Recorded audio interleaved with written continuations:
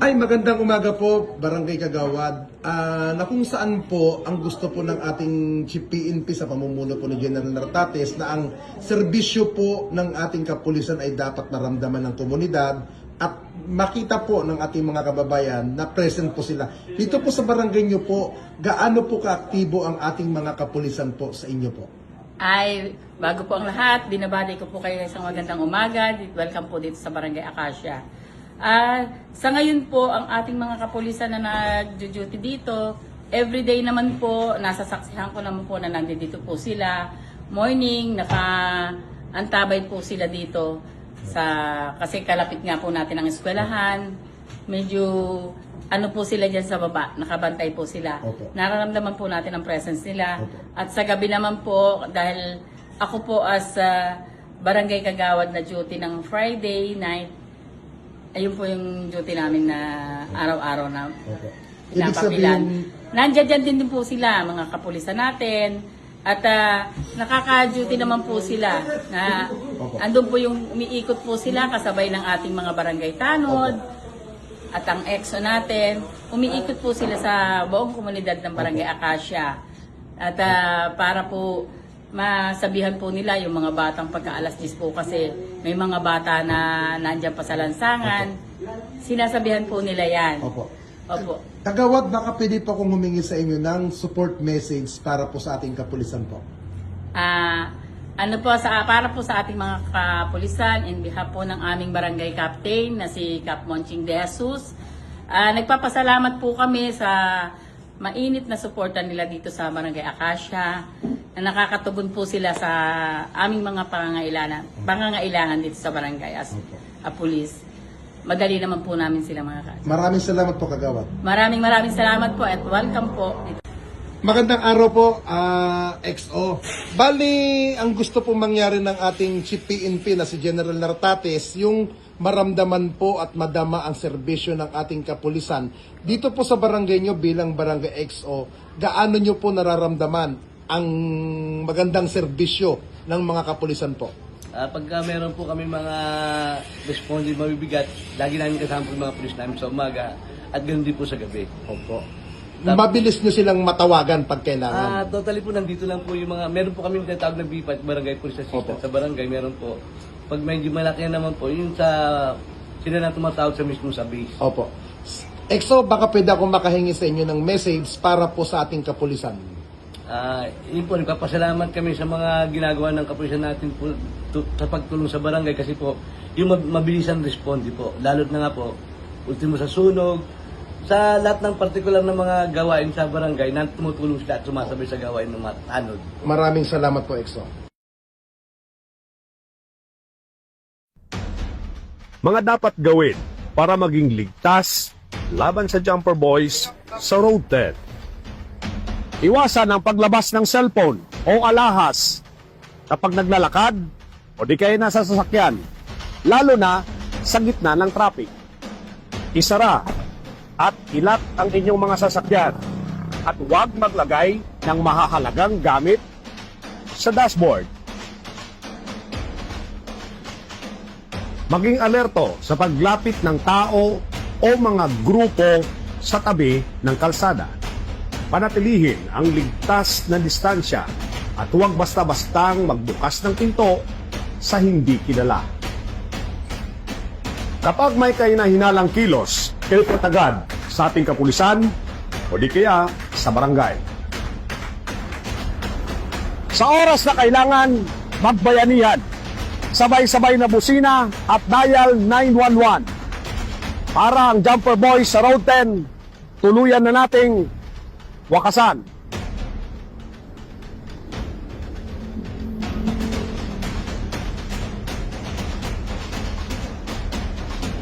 Dito sa Raksabago Police Station, Manila Police District, the Manila's finest, hatid namin ang serbisyong mabilis, tapat at nararamdaman.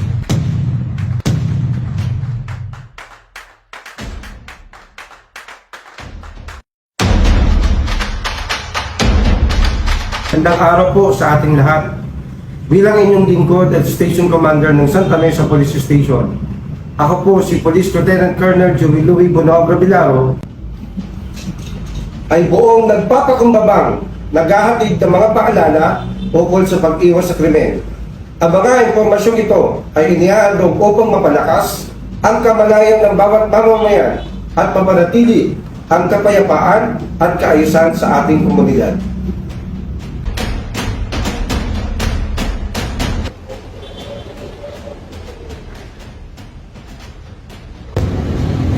Basat kotse prevention tips. Garahe sa maliwanag na bahagi ng parking lot at kita sa CCTV ng iyong sasakyan. Huwag mag-iwan ng mahalagang gamit sa loob ng sasakyan at siguraduhin nakalak ang mga pinto nito. Lagay ng alarm sa inyong sasakyan. Mga paalala para hindi maging biktima ng sexual na pang-aabuso.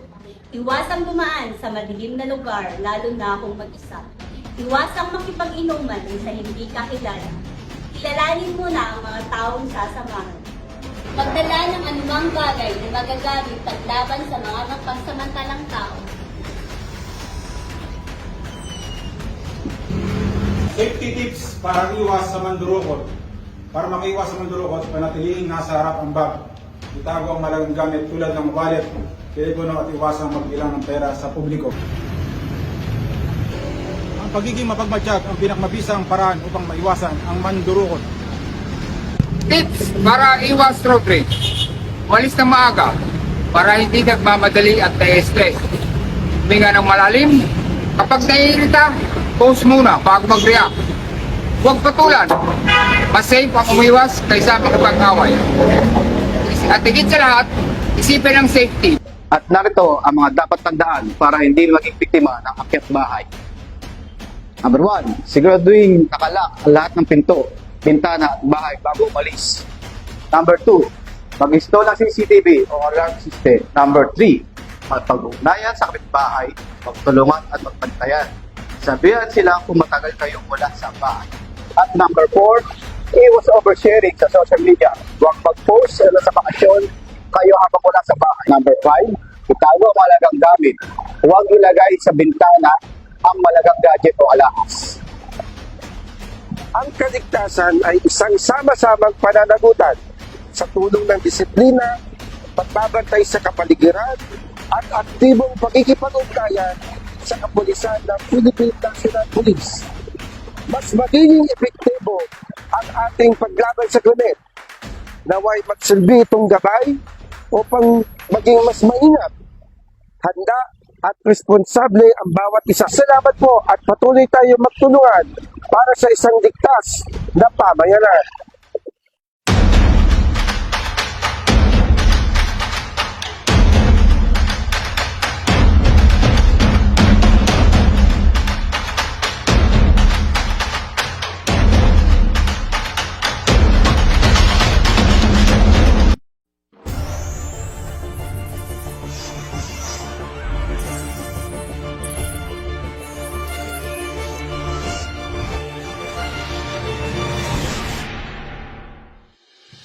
Magandang araw po sa ating lahat. Ako po si Police Lieutenant Colonel Gilbert Cruz, Hepe ng Boriones Tondo Police Station, Manila Police District. Nais ko po kayong paalalahanan na maging mapagmatsyag at alerto upang makaiwas sa mga krimen tulad ng hold-up at pickpocketing. Narito po ang ilang mga paalala. Huwag ilagay ang inyong mahalagang gamit sa harap nyo habang naglalakad sa mga matao at siksikan lugar. Maging mapagmatsyag at vigilant sa inyong paligid at iwasan maglakad sa dilim na lugar, lalo na kung gabi at pag-isa ka. Huwag magdala ng mahalagang gamit tulad ng alahas at malaking halaga ng pera. Iwasan gumamit ng cellphone o gadgets sa pampubliko at mataong lugar. Huwag rin makipag-usap sa mga taong hindi mo kakilala upang maiwasan ang insidente ng budol-budol. Kung may kahinahinalang tao, humanap agad ang ligtas na lugar upang makaiwas sa hindi magandang pangyayari. Unahin natin lagi ang sariling kaligtasan. Kung may insidente o krimen na naganap o nasaksihan, i-dial lang ang 911 o maaaring i-report sa cellphone number na 0998-598-7896. Ang iyong impormasyon ay makakatulong sa paglutas ng krimen. Muli, magandang araw po sa inyong lahat. Mag-ingat po tayo lagi.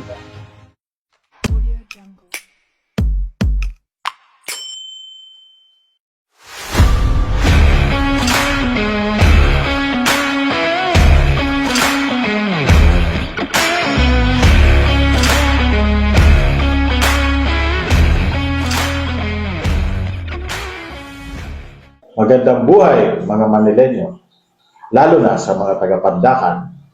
Narito ang ilang crime prevention tips upang mapanatiling ligtas ang iyong sarili at inyong pamilya. Simulan natin sa ating mga tahanan.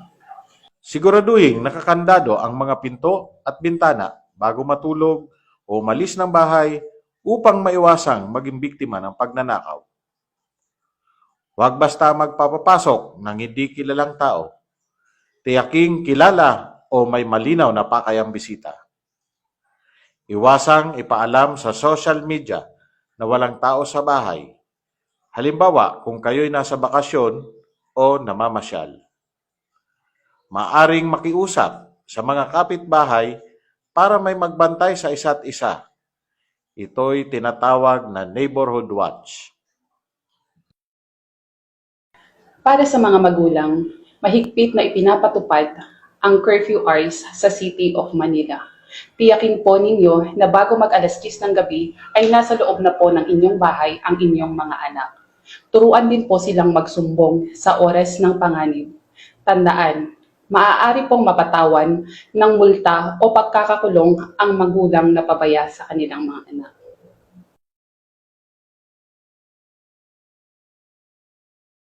Sa tuwing nasa labas o pampublikong lugar, isaalang-alang ang mga sumusunod. Maging alerto sa paligid at iwasang nakatutok sa cellphone habang naglalakad. Iwasang dumaan sa madidilim at liblib na lugar, lalo na kung mag-isa. Maglakad ng may kumpiyansa at iwasang magmukhang naliligaw o hindi sigurado. Gumamit lamang ng lehitimong transportasyon at i-verify ang driver kung gumagamit ng ride-hailing apps katulad ng MoveIt, Angkas o Lalamove. Para sa seguridad naman po natin sa online, huwag magbabahagi ng personal na impormasyon tulad ng address, OTP at bank details. Gumamit ng malalakas na password at iwasan pare-pareho sa lahat ng account. Mag-iingat sa mga kahina-hinanang link o mensahe at iset sa private ang social media accounts kung maaari. Para sa kaligtasan ng pamilya at komunidad. Una, turuan ang mga bata tungkol sa stranger danger. Ikalawa, i-report agad sa barangay o pulisya ang kahina-hinalang aktibidad. At panghuli, makilahok sa mga community programs na nagtataguyod ng kaligtasan. Tandaan, ang pag-iingat at pagiging mapagbatsyag ay malaking hakbang para maiwasan ang krimen. Mas mabuti ang maagap kaysa magsisi sa huli. Kung may nais kayong i-report, huwag mag-atubiling i-dial ang 911 o tumawag sa 0998-598-7912. Ang numero ng Pandakan Police Station. Dito sa Pandakan Police Station, nakasisiguro kayo ng serbisyong mabilis, tapat, at nararamdaman.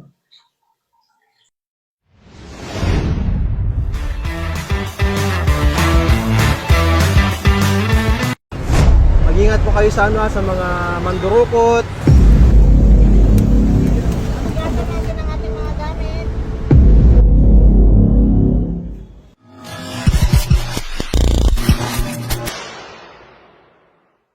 Magandang araw po sa ating lahat. Ako po si Police Lieutenant Colonel Maria Agbon, Station Commander ng Malati Police Station.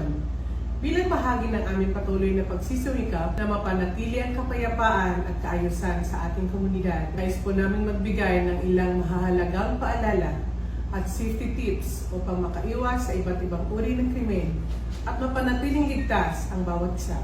Ito ang dapat tandaan upang maiwasan ang motor napping sa inyong mga lugar. Una, huwag iwanang bukas o may susi ang motor. Siguraduhin ang susi ay nasa inyo bago nyo iwanan ang inyong motorsiklo. Pangalawa, gumamit ng matibay na kandado o dislock.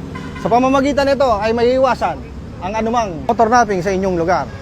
Pangatlo, parada sa maliwanag na lugar. At sa panghuli ay dapat i-report ang lahat ng insidenteng motor napping o kaya'y tumawag sa 911 sa agarang pagresponde ng kapulisan. Narito naman ang mga dapat tandaan upang makaiwas sa mga salisi o di kaya mandurukot.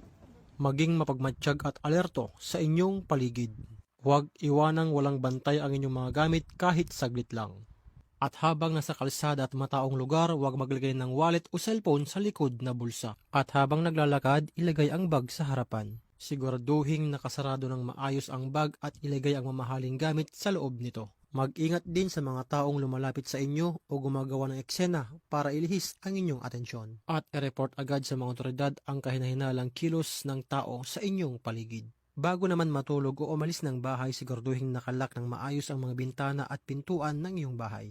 Panatiliing maliwanag ang loob at labas nito upang hindi maging target ng mga magnanakaw. Ibilin sa kapitbahay o di kaya makipag-ugnayan sa barangay upang maisama sa kanilang iikutan tuwing sila ay magroronda. Iwasan din ang pagpo-post sa social media na nasa ibang lugar kayo at wala kayo sa inyong bahay. At maglagay ng CCTV kung kaya para sa karagdagang seguridad. Para sa bagong PNP sa bagong Pilipinas, ito po ang Malati Police Station at patuloy na maghahatid ng serbisyong mabilis, tapat at nararamdaman.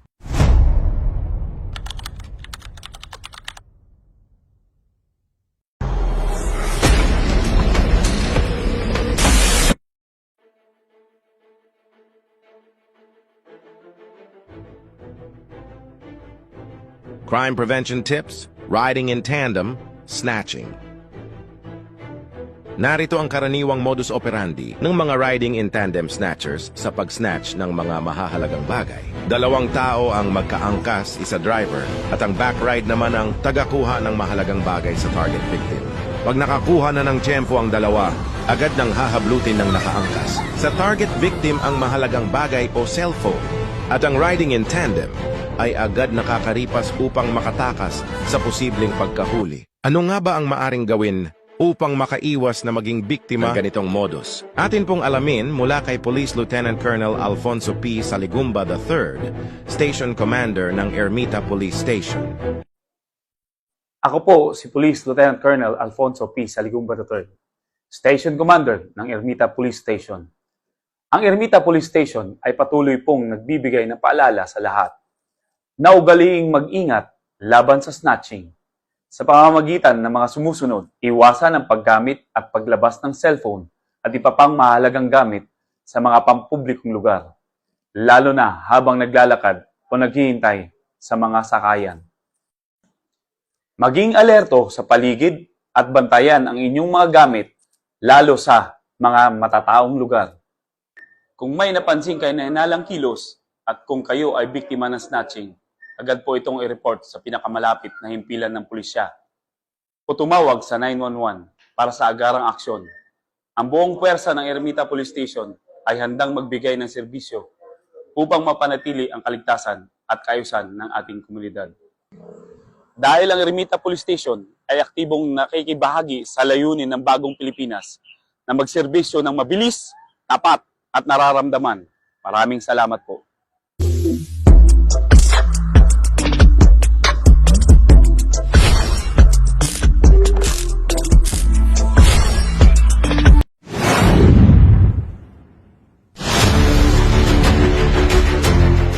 Magandang araw po sa lahat ng mga kababayan natin, lalo na po sa mga residente at bumibisita sa Distrito 3, Santa Cruz, Manila.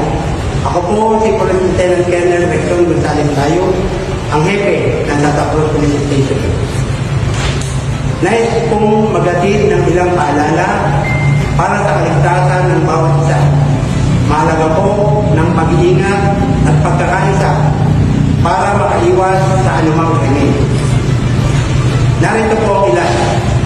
Kung maaari, iwasan ang paglalakad sa mga madidilim na lugar na walang kasama, lalo na ang gabi.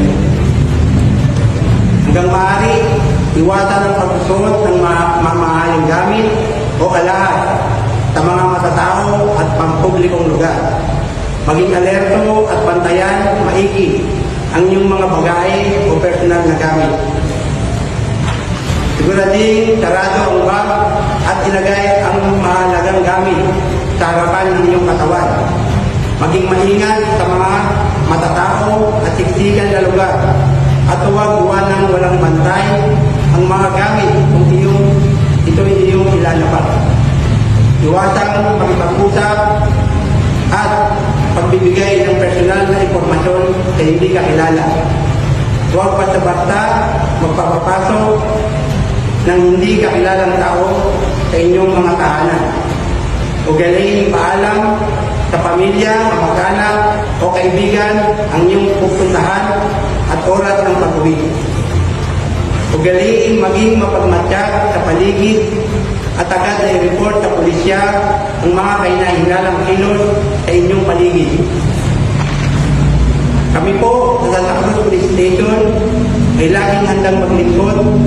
Huwag po kayong magpatubiling tumawag sa mga numero ito. Maaari din po kayo magtungo o tumawag sa aming mga presinto kung saan kayo po ay malapit. Ang Santa Cruz Police Station ay laging bukas at handang tumulong sa inyo 24 oras. Mula sa bumubuo ng Santa Cruz Police Station, makakaasa po kayo na sa Santa Cruz, ang pulis ay nakikita at nararamdaman. Maraming salamat po.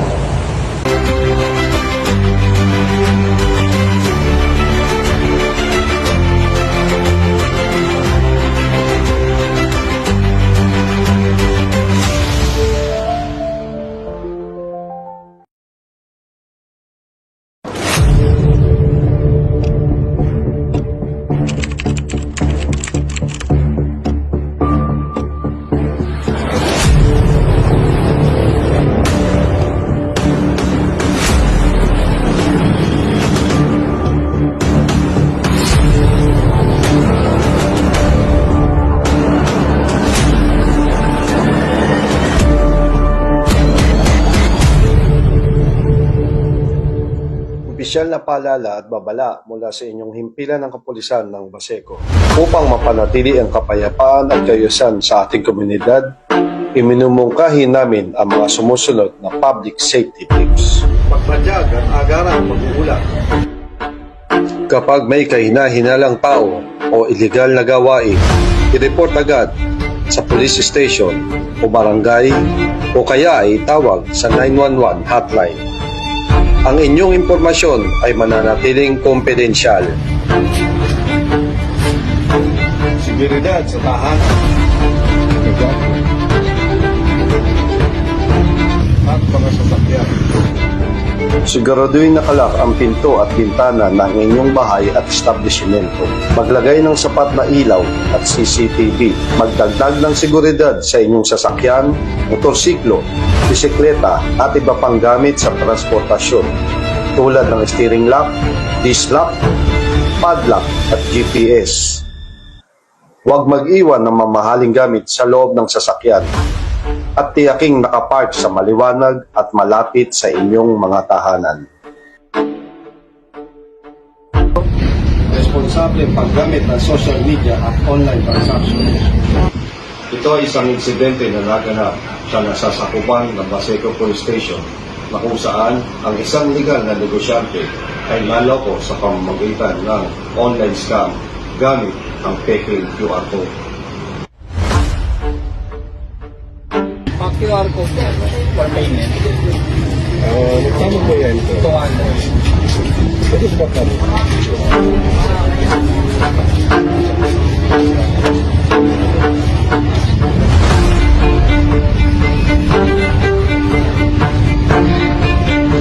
Ayaw sa'yo.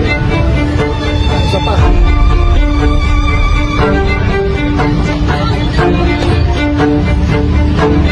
Ayaw po talaga.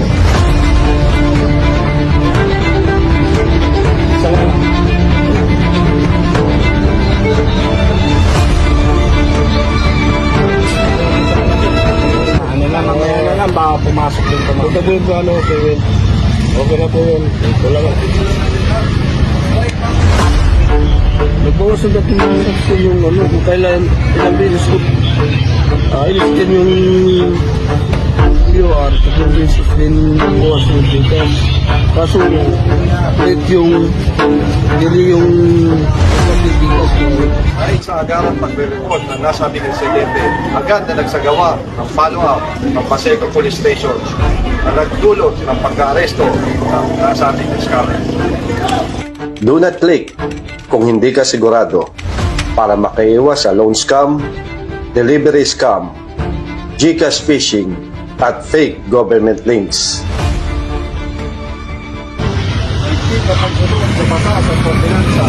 Igalang ang curfew hour at iwasan ang illegal na gawa tulad ng pagsusugal, pagdadala ng armas, at anumang gawain na nagdudulot ng takot o gulo. Tandaan, ang paglabag ay may katumbas na multa at kaso. Operasyon, paggalang at pagsunod sa mga lider ng komunidad. Makipagtulungan sa kapulisan at mga opisyal ng barangay sa pagpapatupad ng batas at ordinansa. Igalang at sundin ang mga elders at kinikilalang leader ng komunidad na tumutulong sa pagpapanatili ng kaayusan. Malinaw ang aming paninindigan.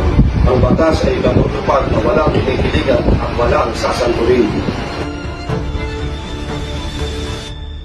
Ang nasasakupan ng Paseco Police Station ay hindi ligtas sa mga gumagawa ng krimen.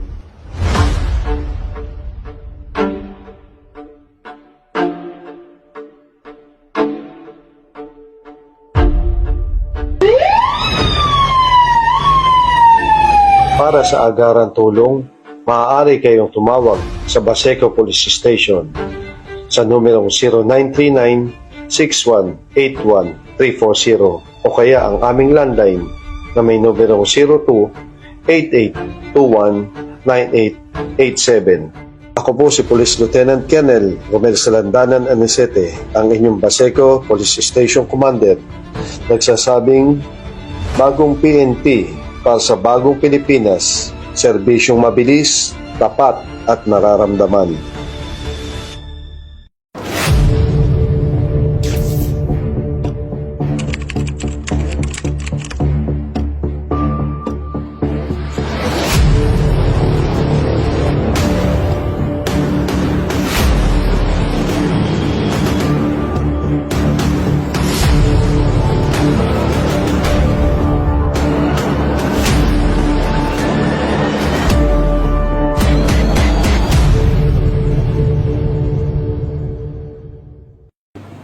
Isang mapayapang araw sa ating lahat. Ako po si Police Lieutenant Colonel Joven Ponce Herong, ang inyong Station Commander dito sa Sampaloc Police Station. Ang layunin po ng mensaheng ito ay ipaalala sa bawat isa na ang krimen ay maiiwasan kung meron tayong sapat na kaalaman, laging alerto at mapagmatsyag sa ating paligid. Ang ating pong kaligtasan ay hindi lamang responsibilidad ng kapulisan, kundi ng buong komunidad. Marami pong krimen ang maiiwasan kung tayo po ay mag-iingat at may alam sa paraan ng pag-iwas. Sa pagkakataong pong ito, tatalakayin natin ang mga ilan sa pangkaraniwang krimen at ang mga simpleng akbang upang ito ay maiwasan. Una, ang krimeng rape o sexual assault. Iwasan po ang paglalakad ng mag-isa sa madidilim at liblib na lugar, lalo na sa gabi. Paalala rin po na iwasan ang pakikipag-inuman sa mga hindi lubos na kakilala. Huwag pababayaang mawala sa paningin ang inyong iniinom. Maging mapagmatsyag sa mga taong nakapaligid at agad lumayo kung may mapansing kahina-hinalang kilos. Para sa mga magulang at tagapag-alaga, bantayan po ang ating mga anak, turuan silang magsumbong agad sa oras ng panganib.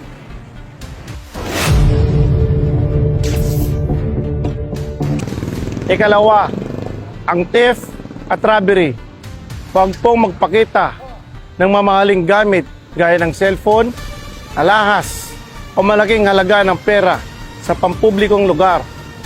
Siguraduhin nakasara at nakalak ang iyong bahay, lalo na kung aalis o sa oras ng pagtulog.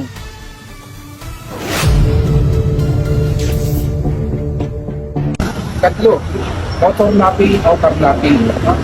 Iwasan pong iwan ng inyong mga susi sa loob ng inyong mga sasakyan, mga motorsiklo.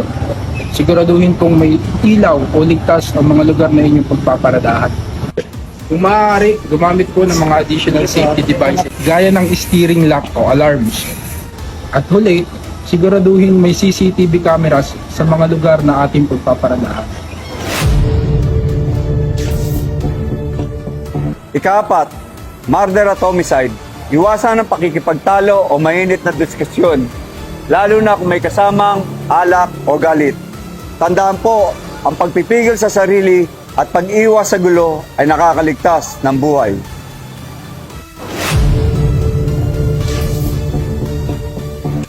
Ikalima is snatching. Hawakan po mabuti ang ating mga gamit at iwasan po natin ang gumamit ng cellphone habang naglalakad. Tingnan po natin ang ating paligid. Nang sa ganun, may iwasan po natin ang mga ganyang trahedya ang pag-snatching. Ganun din po, maging alerto po tayo sa mga taong lumalapit sa atin o sa motorsiklo na lumalapit, lalo na po pag di natin kilala. Ingatan po lagi natin ating mga gamit para maiwasan po natin ang mga ganitong bagay. Puso ngayon ang online scam. Maging alerto at mapanuri sa lahat ng transaksyon na inyong kalolooban. Huwag po tayong basta-basta magbibigay ng kahit na anong detalyado ng inyong bank account at yung OTP na ibinibigay ng GCash, Paymaya at GoTime. Maging mapanuri sa lahat ng transaksyon, lalong-lalo na kung may patungkol ito sa pera at ari-arian, katulad ng mga parcel at GCash transaction. Muli, huwag po tayong magpapaloko at maging alerto. Mag-ingat po sa online scam. Alinsunod sa Manila City Ordinance No. 9134 o mas kilala bilang Anti-Balaklava Ordinance. Ipinagbabawal ang pagsuot ng anumang uri ng pantakip sa mukha sa mga pampublikong lugar, lalo na kung ito'y ginagamit upang itago ang pagkakilanlan at makagawa ng krimen.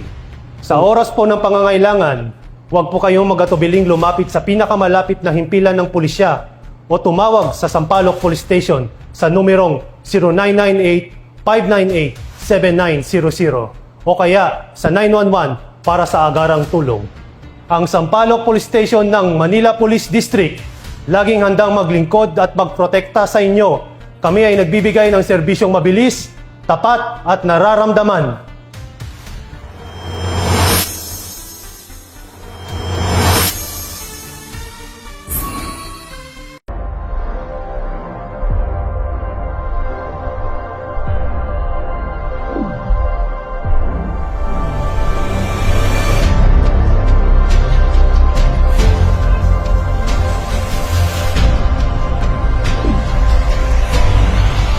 Magandang araw po sa ating lahat. Ako po si Police Lieutenant Colonel Vicente Richard A. Villanueva. Ang kasalukuyang Station 1, Basic Police Station dito sa Bilog, ay nagpapaalala sa ating lahat na maging alerto sa mga modus na kawatan, mga kriminal. Mahalagang maging mapanuri at pag-ingatan po ang ating mga gamit. Maging alerto sa pwede bang modus operandi ng mga kawatan. Maraming paraan na ginagamit ng mga masasamang loob upang makapanloko at makapagnakaw. At narito ang magandang araw. Narito ang ilang dapat nating tandaan. Sa mga pampublikong transportasyon, may mga kawatan na gumagamit ng panlilinlang tulad ng pagtatapon ng pagkain o imimul sa isang tao upang maagaw ang kanyang atensyon habang nilinis niya ang kanyang sarili. Isang kasabwat ng magnanakaw ang kukuha sa kanyang gamit. Narito ang ilang dapat natin. Publikong lugar naman, madalas nang bibiktima ang mga salisigaw. Ang kanilang modus ay karaniwang aagamin ang inyong atensyon, habang ang isang kasama naman niya ang kukuha sa inyong mga gamit.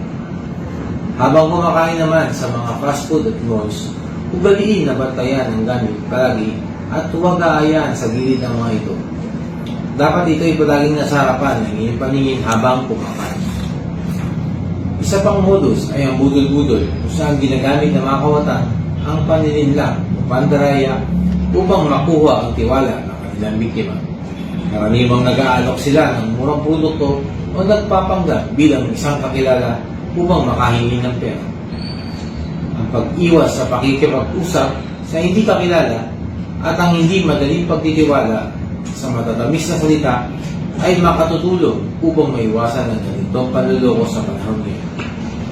Ugaling i-check o i-verify ang mga impormasyon na kanyang binibigay bago magtiwala.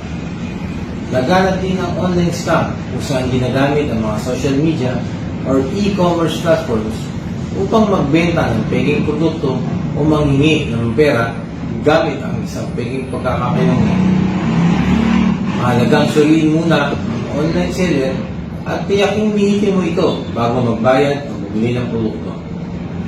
Upang mapanatili kaligtasan, maging maingat sa pakikitungo sa iba, lalo na pag may kinalaman nito sa pera o mahalagang bagay. Kung may kahina-hinalang kilos o insidente, agad itong ipagbigay alam o report sa kinauukulan upang maiwasan ang mas maraming biktima. Sa oras ng emergency, maaaring tumawag agad sa mga hotline numbers ng kapulisan upang mapuntahan at maaksyonan agad ng mga kinauukulan. Ang pagiging alerto at mapanuri ay susi sa pag-iwas ng krimen at panloloko. Maraming salamat po.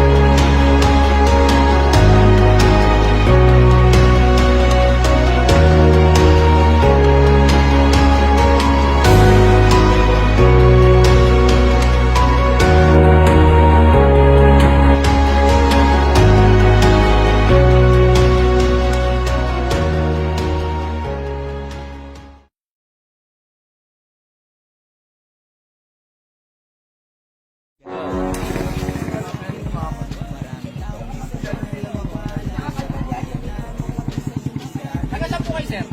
O, sa Mandaluyong kanina, Mandaluyong din sa loob ba na labas? O, dapat to. Ano ba? O, si Joker daw to, ha? Joker Fernandez. Ito sa tingin ko, parang modified na to. Sir, ganyan na po talaga yan. Kasi makikita niyo po yung ilan niya talaga.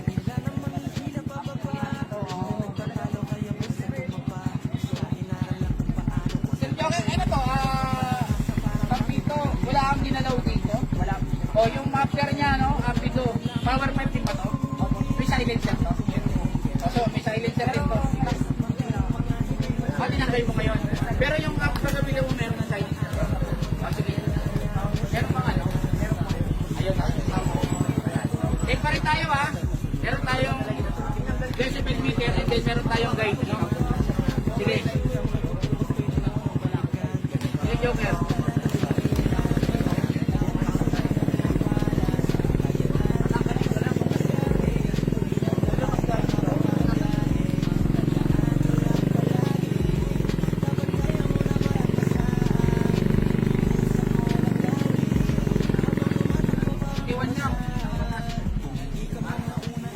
Yung pipe niya, Apido, tama? Apido, ha? 91 lang siya. Sa 2.5 na RPM. 3,000, oh. Pasado siya, oh. Pasado siya. Safe, Joker. Alam, Mandaluyong daw. Lalabas, ha? Lalabas, ha? So, marami tayong biyaya, no? So, magpapaano na tayo, magbibigay tayo ng mga Diyos. Andog sa inyo na mag-asawa, ha? Si Barok, Ropa, Enrica, ha? Sa mga bata. Manang Tagonoy, ha? Ito, pasasalamat natin dahil marami tayong okay, guys?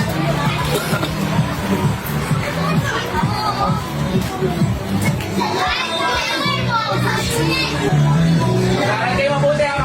Makinig sa nanay, ha? Okay, God bless. Mabuti. Ay mo na may sablat. Ay mo na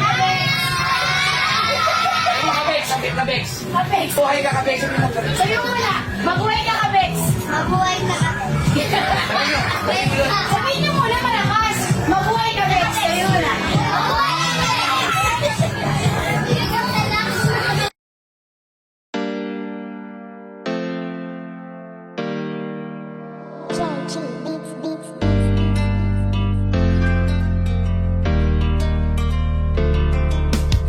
O pakinggan ninyo ang kanta na ito para malaman talaga